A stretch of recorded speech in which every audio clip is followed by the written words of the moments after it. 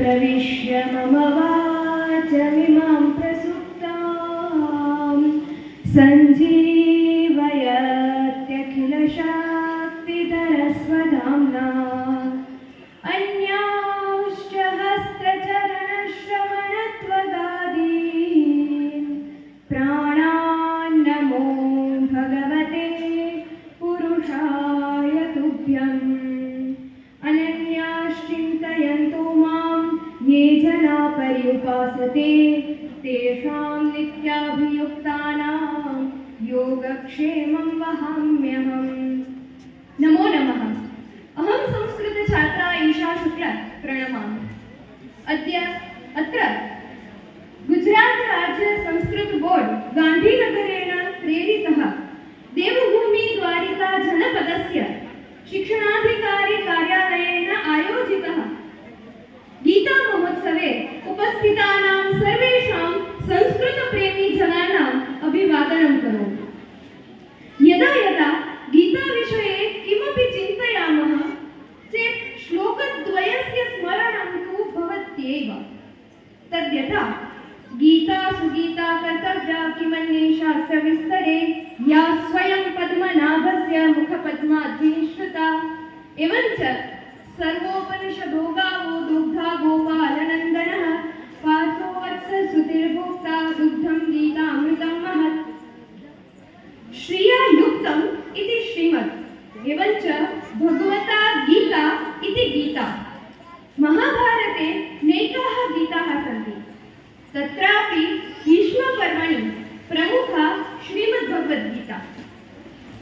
तस्यार्थं नैकाः पर्यायाः अपि सन्ति, यथा आत्मविद्या, ब्रह्मविद्या, शास्त्रम्, उपनिषत्, योगशास्त्रं, श्रीकृष्णार्जुनसंवादः, साधकसञ्जीवनी इत्यादयः। ये तु सर्वाणि कर्माणि मयि सन्न्यस्य मत्परा अनन्येनैव योगेन मां ध्यायन्त उपासते। श्रीमद्भगवद्गीतायां कर्मयोगस्य अतीव महत्त्वं वर्तते। अत एव तस्मिन् विषये स्वरचितकाव्यं प्रस्तौमि। हिंदी भाषायाम् अस्ति, शीर्षकः अस्ति कर्म ही धर्म। कर्म ही है धर्म, तुम ये सोच लो, ये मान लो। कर्म ही है धर्म, तुम ये सोच लो, ये मान लो। कर्म में ही है जीवन का मर्म, तुम ये जान लो। कर्म क्या है? कर्म क्या है? यह जीवन का सार है, वरदान है। और धर्म वो जिस लिए दिए वीरों ने बलिदान है। कर्म करके पार्थ ने वो जीता धर्म युद्ध था। कर्म करके पार्थ ने वो जीता धर्म युद्ध था।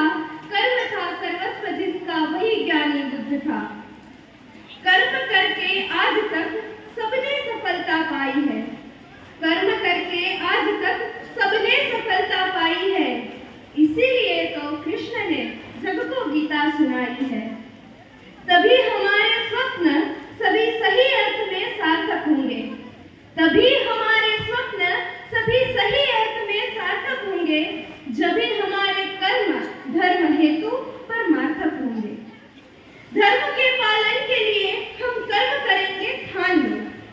धर्म के पालन के लिए हम कर्म करेंगे, ठान लो। कैसा भी परिणाम हो हम नहीं डरेंगे, ठान लो। कर्म ही है धर्म, तुम ये सोच लो, ये जान लो। कर्म में ही है जीवन का मर्म, तुम ये मान लो। और अंत में मेरी मातृभाषा में भगवत चरण में कुछ काव्य पुष्प अर्पण करना चाहूंगी। मीराना मौનમાં તું માધવને માણ અને રાધાના અંતરમાં જાણ। મીરાના મૌનમાં તું માધવને માણ અને રાધાના અંતરમાં જાણ। દ્વારિકાની શેરીઓ કે ગોકુળની ગલીઓમાં નહીં મને કાળાની ધાર। દ્વારિકાની શેરીઓ કે ગોકુળની ગલીઓમાં નહીં મળે કાનાની ધાર। જય દ્વારકાધીશ। જયતુ સંસ્કૃતમ, જયતુ ભારતમ।